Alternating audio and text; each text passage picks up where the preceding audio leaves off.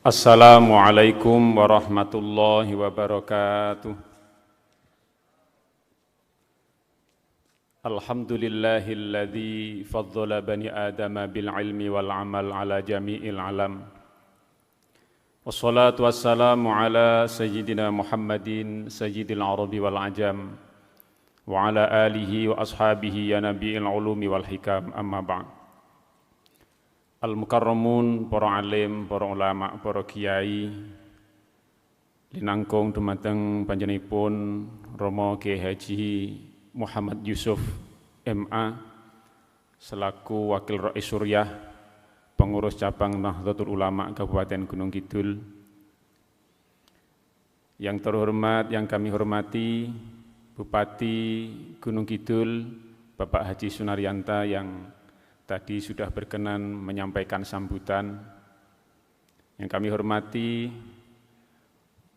Pengurus Cabang Nahdlatul Ulama Kabupaten Gunung Kidul yang dalam hal ini diwakili oleh Bapak Harsono SAG MSI selaku Wakil Ketua, segenap pimpinan pengurus Badan Otonom baik dari Muslimat, Fatayat, GB Ansor, dan juga yang terlantik IBPNU, IPNU, dan seluruh organisasi kepemudaan se-Kabupaten Gunung Kidul yang kami hormati. Hadirin hadirat hadanallah wa iyyakum ajma'in. Alhamdulillah, puji syukur kepada Allah Subhanahu wa taala atas karunia nikmatnya pada kesempatan sore hari ini kita dapat bersilaturahim menghadiri acara yang bersejarah bagi organisasi IPNU IPPNU, yakni pelantikan dan dilanjutkan dengan raker. Kita doakan mudah-mudahan kegiatan ini, rencana dan niat baik ini senantiasa dalam naungan ridho Allah Subhanahu wa taala. Amin ya rabbal alamin. Salat salam semoga tetap tercurah limpahkan kepada baginda Rasul Muhammad sallallahu alaihi wasallam. Harapan, doa, mudah-mudahan kelak kita mendapatkan syafa'atul udma fi yaumil qiyamah. Amin ya rabbal alamin. Pertama perlu kami sampaikan bahwa saya berdiri di sini juga menjadi bagian dari sejarah IPNU. Karena pengkaderan yang saya terima pertama kali adalah Makista, masa kesetiaan anggota tahun 98. Jadi saya bagian dari sejarah hidup saya ini, diantaranya ada sejarahnya IPNU. Ini seharusnya langsung berlanjut ke pengkaderan berikutnya, tapi langsung didhawuhi oleh Pak Harsono untuk ke PKP, ngeloncate rodok kaduan. Jadi alhamdulillah tahun 98 saya mengikuti Makesta ini, dan tahun ini kita menyaksikan pelantikan di Kabupaten Gunung Kidul. Mudah-mudahan ini menjadi satu tali yang akan terus menjadikan kita semangat untuk senantiasa bersilaturahim dan membangun pengkaderan di tubuh Nahdlatul Ulama. Yang berikutnya enten akhir niku ngerangkum. Jadi saya akan merangkum napa ingkang dipun ngendikaken Pak Harsono dan apa yang disampaikan Pak Bupati. Tantangan organisasi kepemudaan setidaknya banyak sekali, tapi tentu yang akan saya sebutkan tidak semuanya, cukup tiga. Cukup tiga. Yang pertama, tantangan saat ini, saya tidak mengatakan lebih berat daripada periode sebelumnya, tetapi mungkin lebih kompleks. Sebab nek abot niku gumantung sing ngangkat. Sak ciduk banyu itu bisa enteng iso abot, gumantung kekuatan sing ngangkat. Bagi anak kecil mungkin satu ciduk niku wis rada abot, tetapi bagi kita yang sudah kuat terasa ringan. Sehingga sesungguhnya tidak ada beban mana yang lebih berat dan mana yang lebih ringan. Tetapi untuk saat ini mana yang lebih kompleks. Berat dan tidak tergantung bagaimana kekuatan IPNU untuk mengangkatnya. Akan menjadi ringan, kalau kekuatan bersatu maka akan menjadi ringan. Tetapi saat ini lebih kompleks. Kenapa? Dipun ngendikaaken Pak Bupati tadi, tantangannya adalah IT. Di masa saat ini, tantangan paling berat tentu saja bagaimana kita mengimbangi dampak dan efek dari teknologi. Ini wow, dari PW Ibnu sudah menyampaikan persoalan kelitih, itu saya kira juga bagian dari perkembangan teknologi itu seperti apa, sehingga berkembang sedemikian rupa. Oleh karena itu menjadi catatan penting bagi organisasi seperti Ibnu IPPNU dan organisasi kepemudaan yang lain, tantangan pertama kita harus menjawab melalui teknologi, informasi teknologi harus kita rambah dalam rangka untuk menjawab tantangan itu. Maka sudah tidak heran kalau kemudian kita harus merambah semua lini. Kita harus bisa membedakan. Saya pernah membaca itu, sekarang misalnya Facebook dengan YouTube, IG, TikTok itu sudah segmennya beda-beda. Saya mengamati yang masih sibuk dengan Facebook itu generasi-generasi tua. Jadi orang yang sudah masih sibuk di Facebook itu ketok nek tua nih. Nek pengen rada enom itu lihatlah di IG. Di TikTok itu lebih mudah. Itu segmennya seperti itu. Coba diperhatikan. Pertemanannya panjenengan ketika di Facebook itu rata-rata sepuh-sepuh. Jadi memang segmennya seperti itu. Yang muda-muda ini larinya ke IG. Karena apa? Kontennya itu atau isinya tentu lebih menarik di kekuatan foto. Kalau Facebook itu kekuatannya di cerita. Kalau IG itu kekuatannya di foto. Kalau YouTube itu kekuatannya di video. Jadi punya segmen tersendiri. Saat ini rating paling tinggi masih di YouTube. Nomor 2 itu, kalau itu mau dimasukkan ya tetap WA. Kan itu semua usia. Sekarang anak-anak kecil sudah punya WA karena dituntut gurune kon ngerjake lewat WA. Ya kemudian IG ini mengalahkan Facebook sekarang. Jadi harus disasar. Saya tidak tahu TikTok untuk saat ini menempati rating keberapa. Tetapi ini harus dibaca semuanya harus dibaca. Tidak boleh kemudian kita hanya melakukan pada satu lini tanpa membaca keseluruhan. Jangan-jangan yang tak sasar pelajar kok aku mlebu nang Facebook. Itu ya enggak apa-apa tapi kurang mengena. Maka nanti yang ketemu ya bukan IPPNU tetapi mungkin muslimat kira-kira gitu. Atau pengurus cabang kira-kira begitu. Kalau pengen ketemu Ansor, Fatayat ya di IG kira-kira begitu. Maka kemudian PC Fatayat ini ya menggunakan live streamnya pakai IG. Gitu ya, tidak pakai Facebook. Ini membaca potensi dan ini harus dilakukan. Ini saya baca tantangan karena diminta untuk bukan mauidhah kalau yang disampaikan Pak Ketua tadi itu penyampaian orasi kepemudaan. Jadi niku rene ngaji nih. Mangke ngaos niku bagianipun Romo Yai Yusuf ARB SAG MA. Jadi nanti bagianipun. Yang berikutnya tantangan pemuda saat ini terkait dengan keislaman atau keagamaan dan keindonesiaan. NU itu lahir dalam dua keping yang tidak bisa dipisahkan antara keindonesiaan dan keislaman. Kalau bicara NU harus bicara keduanya. Tidak bisa kemudian kita memisahkan antara Indonesia dan Islam. Maka Ibnu IPPNU punya tantangan besar. Ya, tadi Pak Harsono mengatakan terkait dengan moderasi. Maka moderasi ini menjadi tugas penting bagi Ibnu IPPNU di wilayah para pelajar. Karena NU itu sejak lahir itu sudah moderat. NU itu sejak milih konsep bermadhab itu sudah moderat.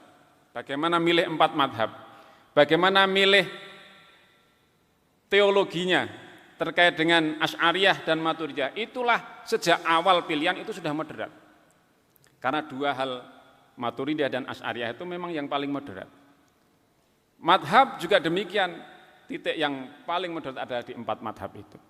Belum lagi kalau tasawufnya ikut Imam Al-Ghazali dan Syekh Junaid Al-Baghdadi, itu adalah menggabungkan moderatisme, bagaimana antara akhlak dan syariat itu berpadu melalui konsepnya Imam Al-Ghazali dan Syekh Junaid Al-Baghdadi. Jadi ini harus dibangun. Maka ketika ada orang NU atau mengatasnamakan NU atau oknum dalam tindakan dan ucapannya itu tidak moderat, dia sudah menyalahi fitrah ke NU-nya. Karena fitrah NU adalah moderat itu sendiri. Karena sejak lahir sudah moderat pilihan-pilihannya itu. Sehingga kalau membangun moderatisme di NU itu ya sudah sejak lama, sebelum Indonesia lahir. Yang ketiga, yang harus dipegang dan tantangannya adalah idealisme. Maka IPP, NU, dan IPNU ini harus menjaga idealisme. Jangan sampai kemudian mumpung isih nom-nom, maka berpikirlah kemudian setinggi-tingginya. Jaga idealisme itu. Saya masih ingat bacaan Kongres ke-6 tahun 63 itu ya. Itu ada hasil Kongres itu tahun 63 itu, IPNU, IPPN itu pikirannya sudah jauh ke depan, merekomendasikan Hadratus Syekh Mbah Hasyim Asy'ari untuk menjadi pahlawan nasional.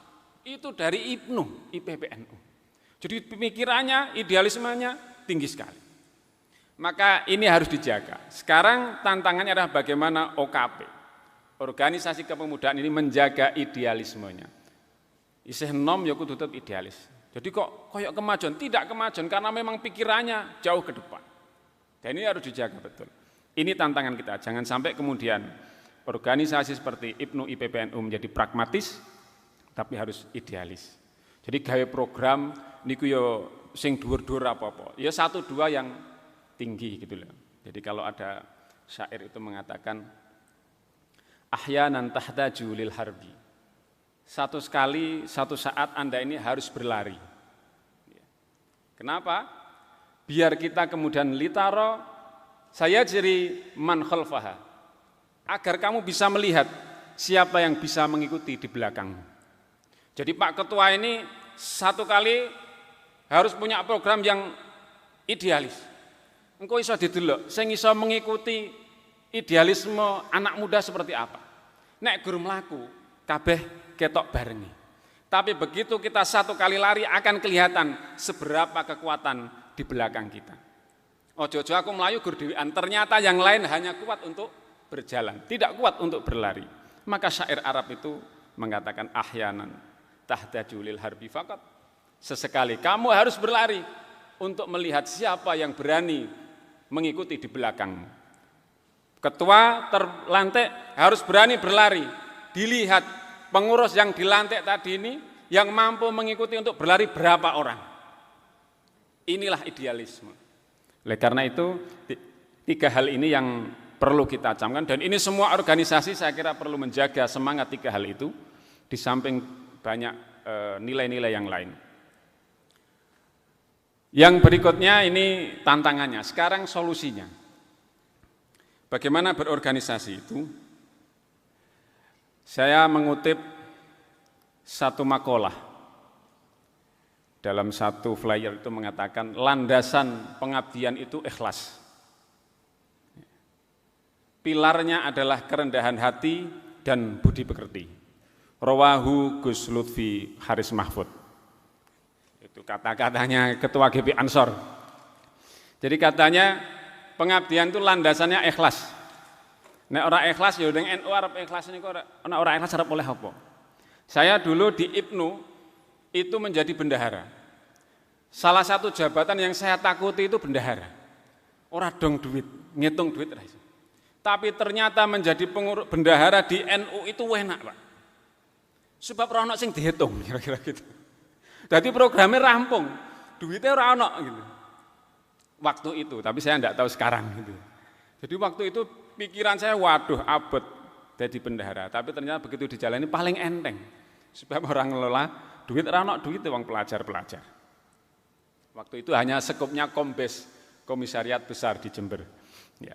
Jadi ini harus kita jaga keikhlasan ini. Di antara ukuran keikhlasan itu kalau saya ngutip Mbah Yai itu hari, wong ikhlas niku tandane ora mutungan. Jadi ning organisasi kok kita mutungan itu tandane rapate ikhlas. Anggere rapat ngaten niku pendapatnya ra dinggo terus mundur. Aku seneng lah pendapatku ra dinggo. Itu tandanya tidak setulus hati. Karena tanda keikhlasan di antaranya adalah ora gampang mutungan.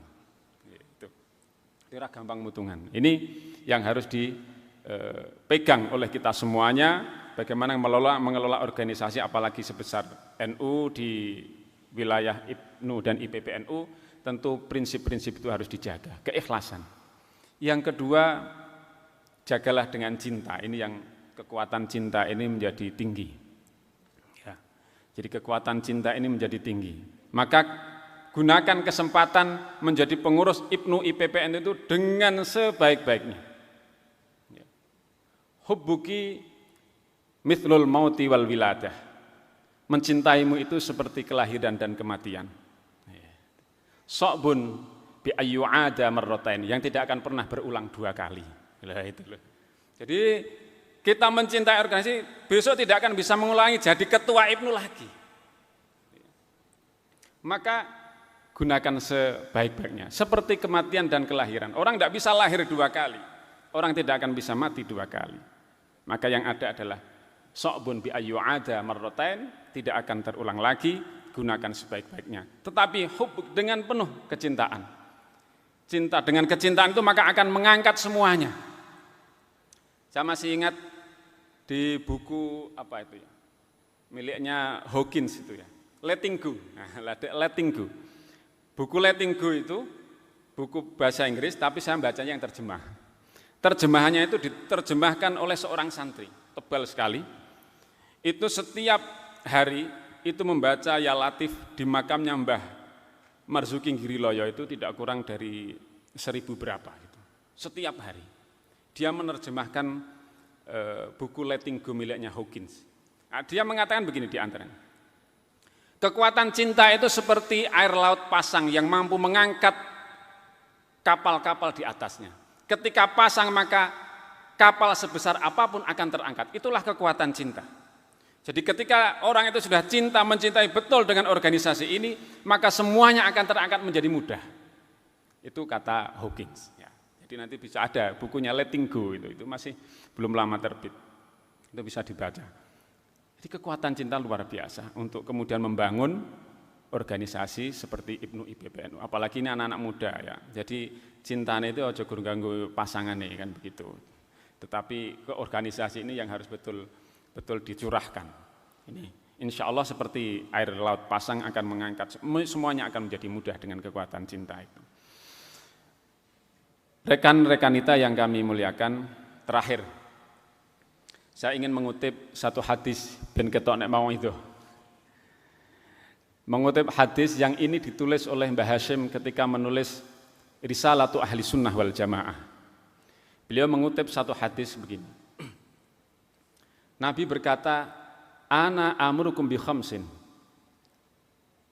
amaranallahu bihinna. Saya memerintahkan kalian semua 5 perkara yang Allah telah memerintahkanku terhadap 5 perkara ini. Apa kata beliau? Ini menjadi sangu untuk berorganisasi di IPNU IPPNU. Ya, kalau di Fatayat, kalau di cabang saya tidak berani Pak Arsono, itu sudah makomnya tinggi. Jadi ini khusus IPNU IPPNU karena saya pernah berada di dalamnya. Kata Nabi yang dikutip oleh Mbah Hashim itu, dan ini menjadi catatan penting adalah ada 5 hal yang harus dipegang kita, terutama bisa diterjemahkan dalam organisasi. Dalam organisasi yang harus dipegang adalah as-sam'i. Pertama itu mau mendengar. Pertama yang dilakukan adalah kemauan untuk mendengar. Maka ada ungkapan awal wajibatil hubbi as-sam'u. Kewajiban pertama orang yang mencintai itu adalah berani untuk mendengar, tidak berbicara, tapi berani untuk lebih mendengar. Maka kata Nabi as-sam'i, mendengar itu pertama yang harus dilakukan dalam mengelola apapun. Maka kemudian tadi ada sinergi, itu kan proses untuk mendengar. Semuanya dalam rangka untuk mendengar. Nanti raker itu ya lebih banyak mendengar, pimpinan rapat itu jangan banyak bicara. Pimpinan rapat itu harus banyak mendengar. Karena proses pertama dalam organisasi adalah as-sam'i, bagaimana kita mendengar aspirasi. Yang kedua, kata Nabi setelah as-sam'i wa ta'ati, ketika proses untuk mendengarkan aspirasi itu kita pilah, maka proses selanjutnya adalah ketaatan, mentaati. Kalau di IPNU IPPNU ya bagaimana mentaati hasil raker, juga mentaati dawuh-dawuhnya para kiai. Jadi jangan sampai kemudian kita lupa dengan dawuh-dawuhnya para kiai. Karena apapun itu Ibnu IPPNU adalah santri. Bahkan Ibnu IPPNU itu adalah lahir dari organisasi santri. Sebelum menjadi pelajar itu semuanya adalah organisasi santri di pesantren-pesantren. Maka kemudian harus dijaga ini adab ketaatan antara santri dengan kiai. Saya melihat tadi ketika pelantikan akhlaknya santri wis ono. Kono ini wis rodok munduk-munduk gitu ya. Jadi wis ketok gitu. Oh ya ini akhlak santrinya dipakai. Jadi munduk-munduk gitu, rodok bungkuk gitu. Itu bagian kecil dari at-ta'ah, ketaatan. Ketika kita sudah mentaati perintah dawuhnya kiai, perintah keputusan organisasi, maka kata Nabi yang ketiga adalah wal jihadi, kesungguhan untuk melaksanakan keputusan dan dawuh itu. Setelah diputuskan apapun itu, senang atau tidak, ketika sudah dikumpulkan dalam satu keputusan bersama, maka itu adalah sebuah kebaikan. Karena apik itu kan ukurannya 3. Siji, hati nurani, qalbun nuraniyun. Jadi ukuran apik itu pertama hati nurani, yang kedua ad-din, agama. Yang ketiga al-mu'ahad bil uqud, perjanjian yang disepakati itu bagian dari kebaikan. Maka hukum yang sudah diputuskan, hasil rapat yang sudah diputuskan itu al-mu'ahad bil uqud, bagian dari keputusan bersama, maka itu sumber dari kebaikan. 3 hal itu, hati nurani, agama, dan perjanjian yang ada di masyarakat, keputusan-keputusan itu. Maka kemudian al-jihad, jihad kesungguhan untuk melaksanakan itu menjadi penting, bagaimana kemudian organisasi itu berjalan. Yang keempat, al-hijrati.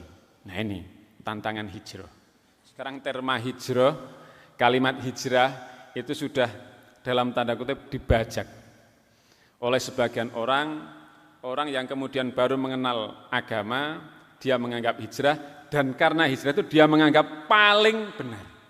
Sehingga ono artis yang baru kemudian mengenal agama, wis wani nyeramai kiai. Ini fenomena yang harus menjadi tantangan bagi Ibnu IPPNU. Hijrah itu adalah bagaimana kemudian kita menjadi lebih baik, luweh apik. Maka itu tantangan. Nah yang terakhir, kata Nabi al-jamaah, berorganisasi. Semuanya dikumpulkan dalam al-jamaah, berorganisasi, terorganisir, itu akan menjadi baik. Sampai kemudian di akhir kalimat Nabi menyatakan, kalau engkau keluar dari jamaah dengan sejengkal saja, maka seperti engkau melepas tali Islam itu dari lingkaran lehermu. Artinya bisa lepas begitu saja. Kita tidak bisa mengikatnya kembali. Ketika kita sudah keluar dari organisasi, qida shibrin kata Nabi, sejengkal saja itu bisa mengakibatkan lepasnya prinsip keagamaan kita. Maka 5 prinsip itu yang dipesankan oleh Hadratus Syekh Mbah Hasyim Asy'ari yang kemudian dikutip dari hadisnya Rasulullah Muhammad SAW. Bagaimana kemudian kita menjaga organisasi itu dengan cara 5 hal itu, kemampuan untuk mendengar, ketaatan terhadap aturan dan pimpinan termasuk para masyayikh, kiai-kiai kita. Jangan sampai ada kok kemudian santri demo kiai. Katanya di antara godaan santri paling berat itu bukan wanita, bukan harta, tapi godaan paling berat seorang santri adalah mengetahui aib kiainya. Maka ketika kita mengetahui aib itu, bagaimana kemudian kita tetap menghormati. Ta'zim itu yang harus dijaga oleh Ibnu IPPNU. Ini yang harus membedakan antara Ibnu dan yang lainnya, bagaimana ta'zimnya kepada masyayikh, kepada para kiai tetap dijaga. Insya Allah akan membawa keberkahan. Kemudian jihad dimaknai adalah kesungguhan mengelola organisasi. Al-hijrah, bagaimana kita berinovasi menjadi yang lebih baik. Dan al-jamaah, organisasi betul-betul dikelola dengan sikap organisasi yang baik, terorganisir dengan baik. Insya Allah dengan hal-hal itu mudah-mudahan Ibnu IPPNU bisa berkibar di bumi Handayani ini, bisa bersinergi dengan yang lain sehingga akan membawa wajah pelajar kita itu betul-betul hijau. Wajah pelajar-pelajar selama ini kita belum melihat bagaimana pelajar itu punya yang paling ringan saja, punya bed yang kemudian mencerminkan Ibnu IPPNU. Mudah-mudahan hal yang kecil penanda itu bisa hadir di pelajar-pelajar Gunung Kidul melalui organisasi IPNU IPBNU. Demikian yang bisa sampaikan, entah dikatakan mau itu entah orasi, niki mawon ingkang saged kula aturaken, saestu kathah lepat ikhlafipun linangkung dumateng para kiai panjenenganipun Rama Kiai Haji Muhammad Yusuf MA, Pak Yai Harsono dan seluruh para sesepuh yang rawuh. Mudah-mudahan sekecil ini bermanfaat untuk kita semuanya. Amin ya rabbal alamin. Wallahul muwaffiq ila aqwamit thoriq. Wassalamualaikum warahmatullahi wabarakatuh.